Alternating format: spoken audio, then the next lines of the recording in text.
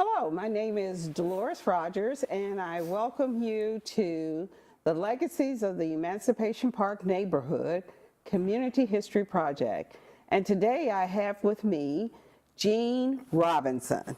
And Gene is a longtime resident of the Emancipation Park neighborhood, and so we're going to hear a little bit about his story. Mr. Robinson, Yes, ma'am. Tell me about your family and how they came to Houston, Texas. Thank you, Dolores. My family is originally from St. Louis, Missouri, where my father is. And what was his name? His name is Eugene Robinson as well. Okay. That was his. He's Eugene Robinson. I'm the third. Okay. My mother is originally from Meridian, Mississippi, but the train that leaves Mississippi going north, one of the first stops is St. Louis. Okay. That's where she got off the train. And what was her name? Leska, L-E-S-K-A, Robinson, or Leska Coleman is her maiden name, Coleman. And she got off the train in St. Louis, met my father, they got married, and that's where we live. That's where my father was from, and that's where I first got into the school system in St. Louis. Mm-hmm. So why did they move? Okay, well, here? my father had an unusual job for a black man in the 50s. He worked for a black public relations firm. Oh. Now, the head of this public relations firm was in New York City on Lexington Avenue. And he also covered the country. He had an office in Los Angeles, too.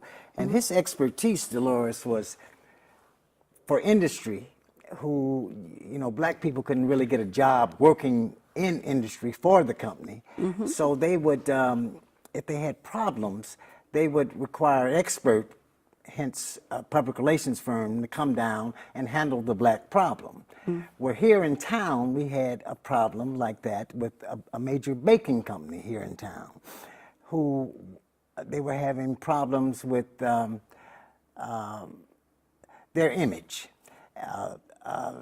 And my father was sent down here by the black public relations firm that he worked for to come clean up this baking company's image. Mm-hmm. And what was that company? The company was Mrs. Baird's Baking Company at the time. Right. Mrs. Baird's. And somebody had put a rumor out, and we found out it was their competition as time went on, had put out the story that Mrs. Baird's had contributed to the White Citizens Council. And as a result, black businesses like black barbecue places and eateries started throwing Miss Baird's in the street. Mm-hmm. Okay? So my father was sent down here to handle that problem. It started out as just a temporary assignment because he didn't want to come south. And why did he not want to move south? Well, because of the image of the South in those days. Now, we were just in the Midwest. We were in St. Louis. But he didn't want to come south because of the reasons people were moving out of the South. Right. You know, because of you know, racism, Jim Crow, and all that kind of stuff. Mm-hmm. And he just didn't see relocating his whole family to Texas. I mean, Texas wasn't that popular of a place in the 50s for somebody that was not from Texas. Right. So as time went on, they offered him a full-time position, and then we moved here in about 57 or 58. And that's when my life in Houston began. Okay. Mm-hmm. Okay. So I know you have a long career in a very interesting area that relates kind of to Jack Yates High School and in communications. So you worked, I understand that you worked with KYOK, KCOH, yes, and the Forward Times, and yes, all of those are institutions in our community. Right. So when we come back, I want you to tell me a little bit about that experience and how you were involved in it and what you actually did in those industries, Mr. Robinson. It'll be my pleasure. Thank you. Okay.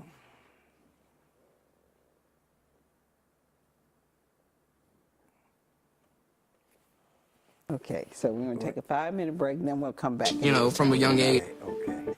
Okay.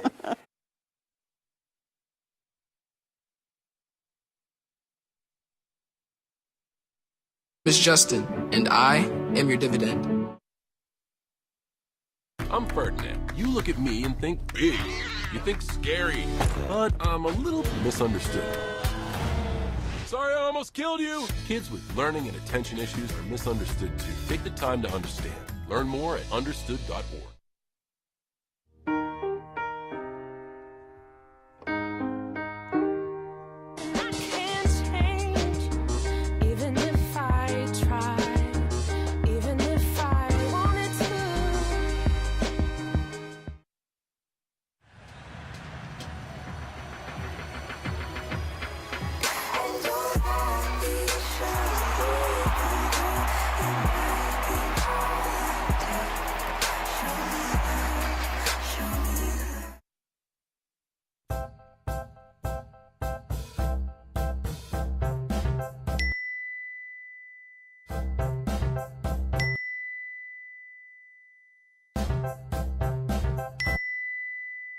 Planning the right amount of food is hard. The Guestimator makes it easy. Just tell it who's coming and what's for dinner. Then it tells you how much to make. And yes, it even plans for leftovers. Try it at SaveTheFood.com. When I was your age, I was just like you, fascinated by stars.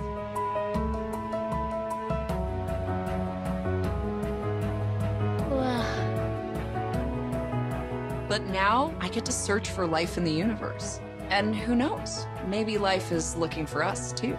So we're like aliens to them? Yeah. Does anyone want?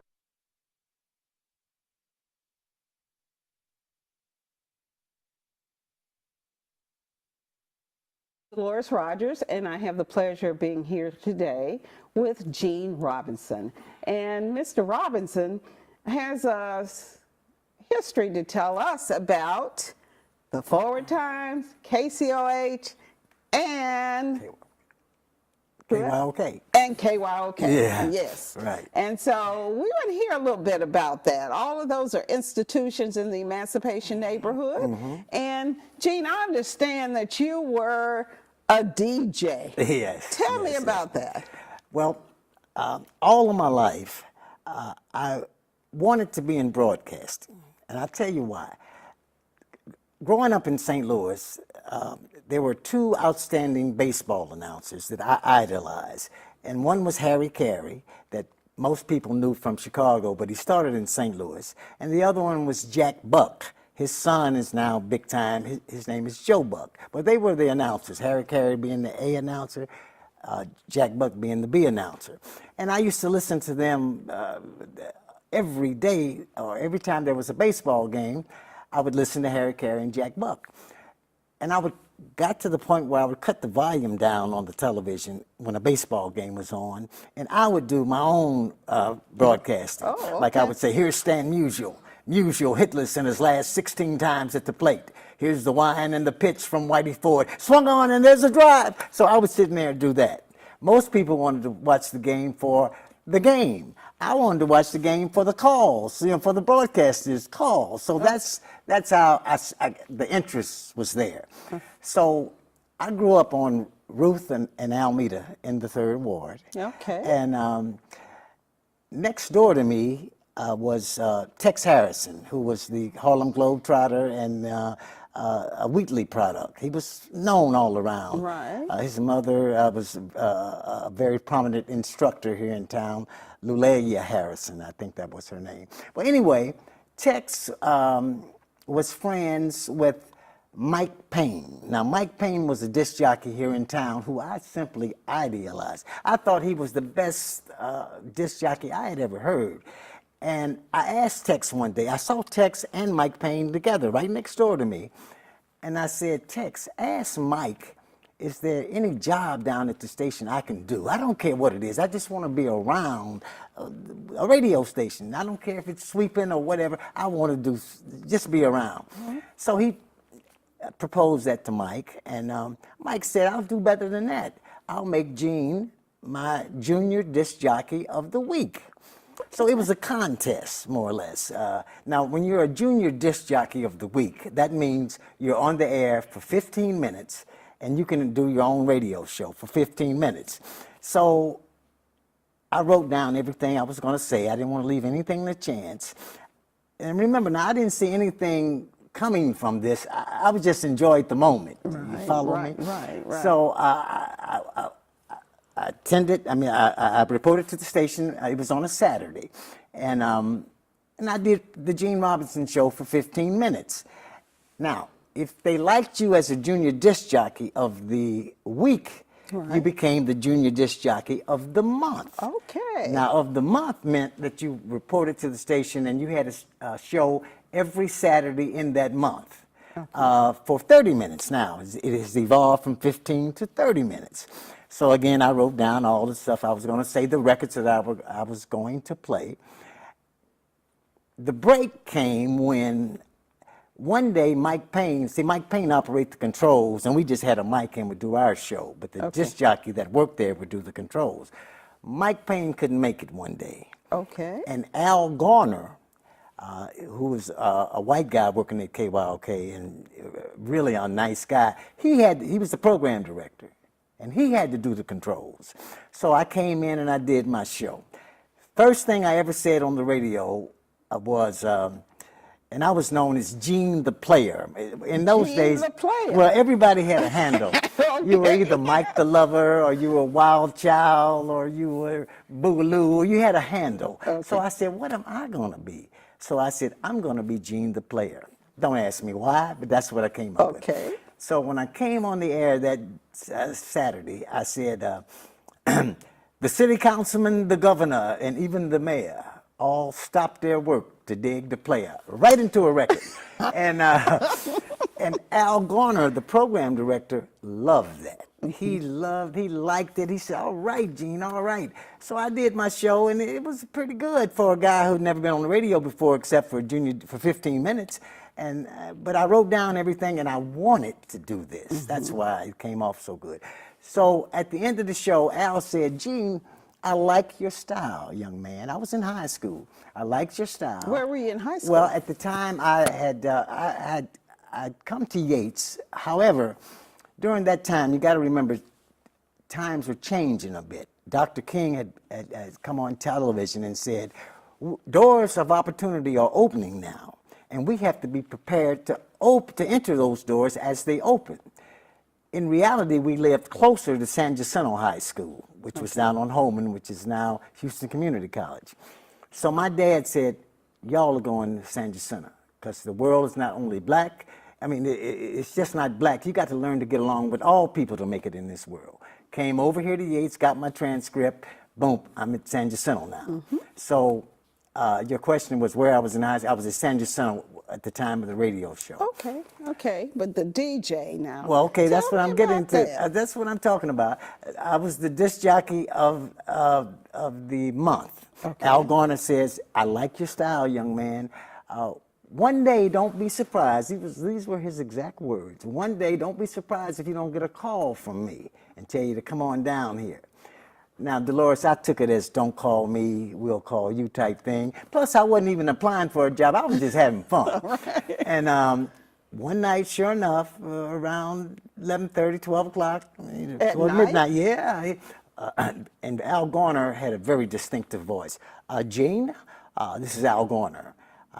Come on down here. I think I got something for you. So, boom. Your parents let you leave? Well, that was a problem at first because my dad was against it. He didn't want me to be a disc jockey. He wanted me to be. You got to remember his era. I mean, a disc jockey wasn't no big deal to him.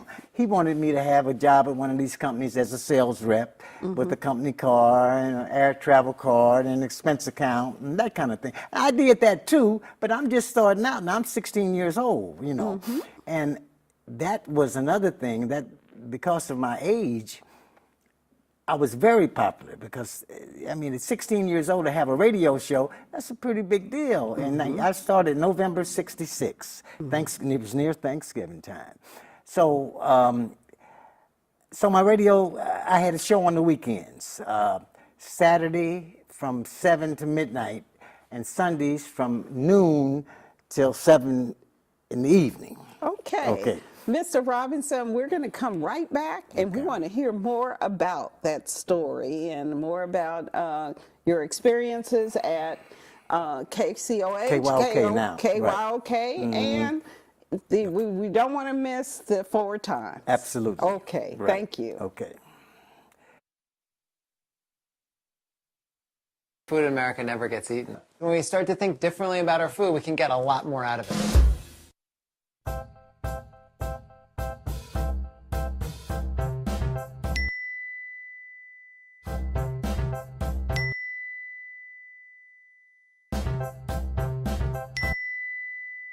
Planning the right amount of food is hard. The Guestimator makes it easy. Just tell it who's coming and what's for dinner. Then it tells you how much to make. And yes, it even plans for leftovers. Try it at savethefood.com.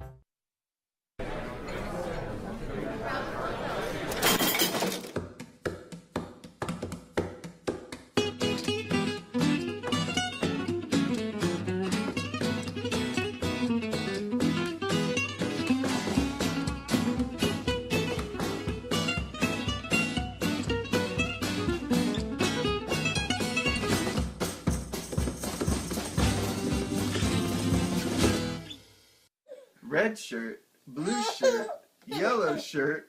Oops. Yellow pants, red pants, green pants. Oops.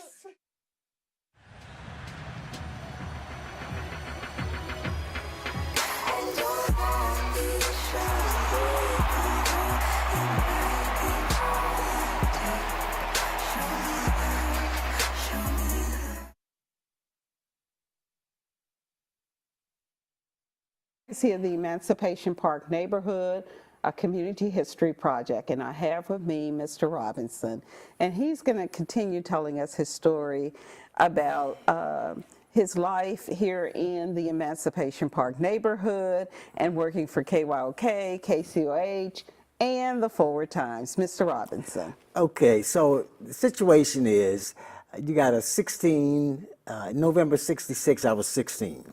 I got my own radio show. I'm on the air.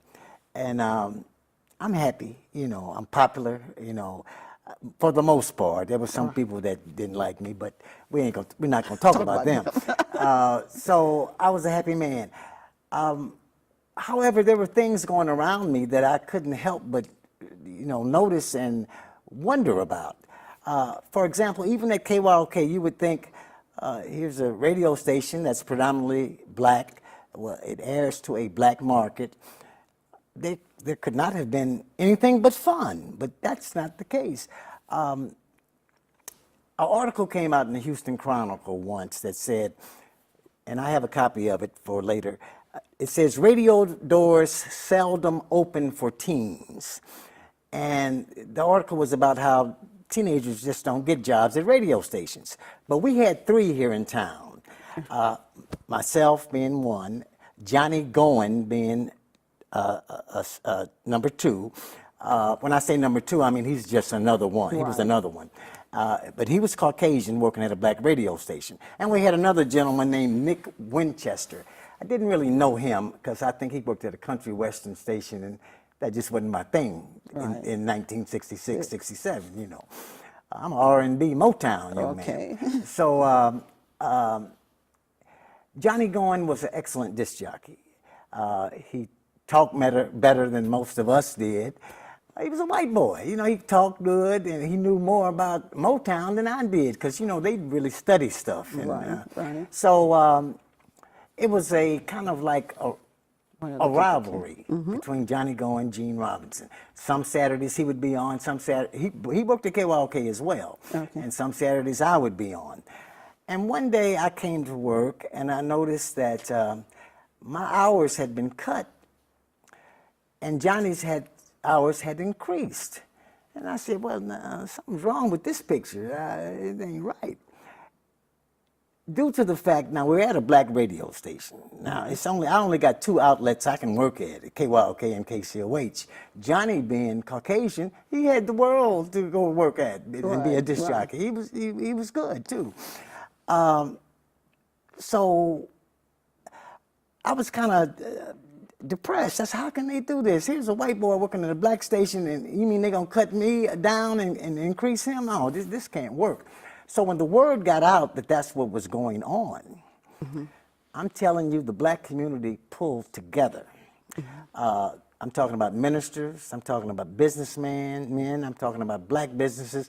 They united and they called KYOK and worried them to death. How dare you get rid of a black man working at a black station for a white boy? Who's out of his element. We're gonna stop listening and over all night long, because KYOK was 24 hours. Okay. All the time they're calling. Till management say, oh no, we made a mistake. Let's get Robinson back in here and increase his hours, and Johnny Goin ended up going somewhere else. Like I said, he had the world at his disposal. He could work anywhere. Right. So that was that situation. So tell us about KCOH. Okay, well, even though I liked KYOK, and I worked with guys like Wild Child. Okay. Boogaloo George came later.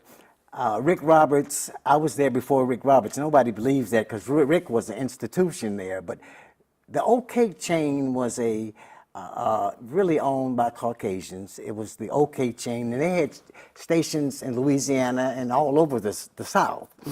KYOK was just one. So I was having fun at KYOK. I liked it. But KCOH, as you recall, was a station right on Alameda Street, within walking distance from where it's still there. It's still there. And their big man was the Skipper Lee Frazier. Okay, Skipper Lee was older than my set, and KCOH thinking about the long view, saying, it would be just out of sight to have Skipper Lee, who represents one era, and put young Gene Robinson with him, and he represents the new breed of, that's what they call me, the new breed disc jockey, even though the older jocks, no disrespect, because they were good. But I represent a more youthful type guy. Kind of like what we are here at Yates. We have a new generation. That's right, in. new generation. New generation and all of that. If they had all this when I was in school, Dolores, I would have been, I thought I was going to be the first black newscaster on CBS News then, with nothing. Right. Just because that's the way I was. But if I had all this cameras and these radio stations like they have at Yates now, and I'm so proud of Yates, I would have been, because I would have taken charge. I would have run this department, because this is what I wanted to do, you understand? Not because I thought I was so much, but this is what I wanted to do. Right. So KCOH comes, and KCOH made me a better offer. And plus, I'm getting paid for what I like to do. I was having fun. So they made me more money. They gave me more money. They wanted me to come over to KCOH and be with Skipper Lee. So it was the Skipper Lee, Gene Robinson show. Skipper Lee, Gene Robinson. I liked KYOK better because KYOK, first of all, KCOH went off at sundown. At 12, when the sun went down, the station closed, Right. Skipper Lee at that time was very heavily involved with Archie Bell. I can hear him right now. Archie Bell and the Drells. Archie Bell. And Tighten Up. We played it every 5 minutes. And I would say, Skip, I understand you like Archie Bell, but can I play the Temptations, The Girl's All Right With Me, or Don't Look Back, or Since I Lost My Baby? Oh, Gene, we got to promote Skip. But Skip was making money with Archie Bell. I wasn't making a dime. I loved Archie. I liked the group, and I'm still friends with some of them today. But it kind of hamstrung me from being Gene Robinson. Okay. I was like Skipper Lee's sidekick when I was a personality in my own right, more or less. So, but I took the dare because I wanted to be, I was close to home. They had the beautiful looking glass studio. And as you recall, in those days, you'd pass by and Skip might say, hey, Chevrolet, and you wave and people, we had go-go girls. It was more of a production at KCOH. But I really had more fun as a disc jockey at KYOK. Okay. So we're going to pause Okay. for a second here, and then when we come back, I want to hear a little bit more about that, and then we're going to move into your career with the Forward Time. Yes, yes. Thank you very Thank much. you.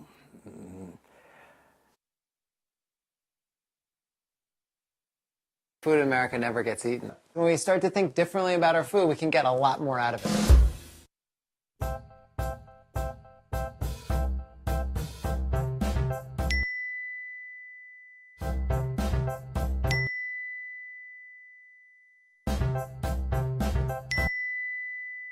Planning the right amount of food is hard. The Guestimator makes it easy. Just tell it who's coming and what's for dinner. Then it tells you how much to make. And yes, it even plans for leftovers. Try it at savethefood.com.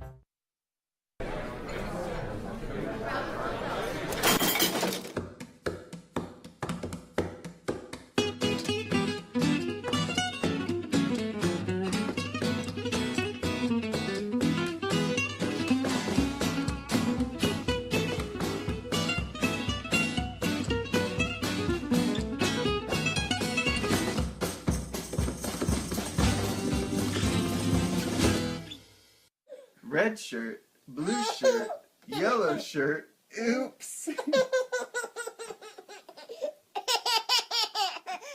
Yellow pants, red pants, green pants. Oops.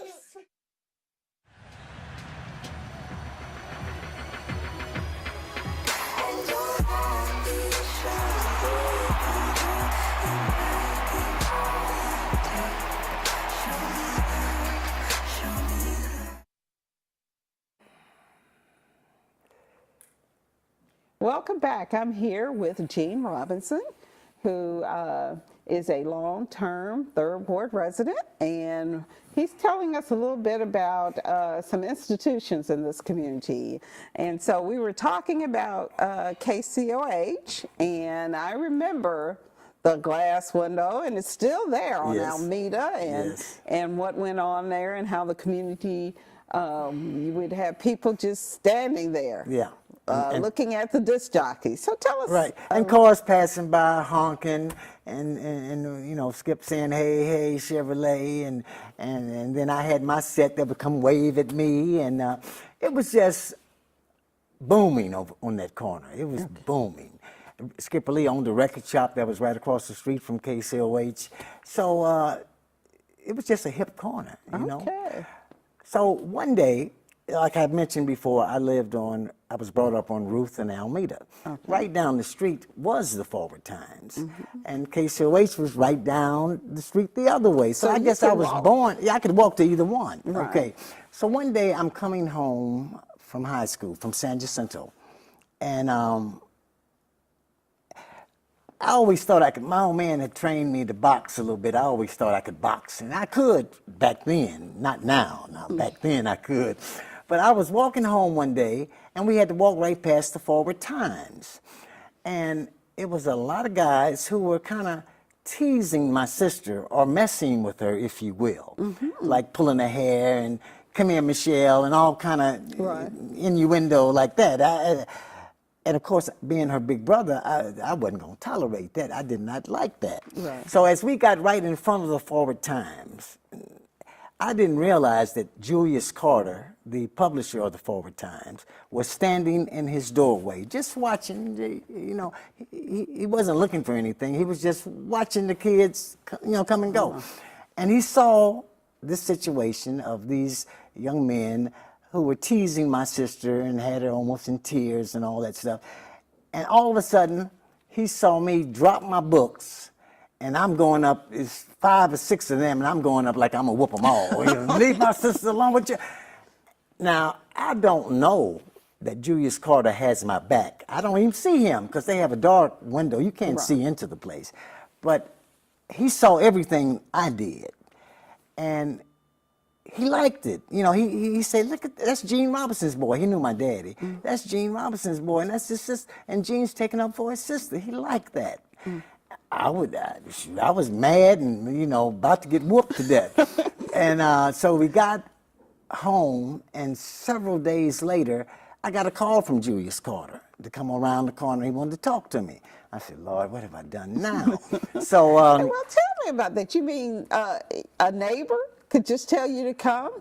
well, And meet him, and you Julius did? Carter could, because he was Okay. the publisher of the Forward Times. Okay. So he was a big man in the community. Okay. Plus, he was a friend of my father's, and Mrs. Baird's did a lot of advertising in the Forward Times because of my father. Okay. So when he called, well, you kind of answered. Okay. This Julius Carter called. Okay. So I went around to see what Julius Carter wanted. And he said, Gene, I want to offer you a column in my newspaper. You can call it what you want, but I want to offer you a column. Entertainment / info type column, whatever you want to do with it, it's yours. I said, well, why, Mr. Carter? What have I done? He said, I know you got a radio show, but I'm not hiring you because of your disc jockey popularity. I'm not hiring you for that. Let me tell you why I'm hiring you. You don't even know this. One day when you were coming home, you remember when those boys were messing with your sister and you dropped your books and was going to fight them all? Right. He said, well, I like that. I like that. It showed me that you were a man. You stood up and you weren't scared. And I know your dad had taught you that, and I know how you were raised. So that kind of guy I want working for me. You're a young man who you're not in trouble. You're not on the way to jail. You pretty clean cut. I wasn't totally clean, but I was clean cut. You know, I did things like drink quarts of beer like everybody else. You know. Right. But he said, I want to give you this job. So now, so I accepted. So now I got a radio show and a column in the newspaper, the largest independently owned black newspaper in that part of the country at that time.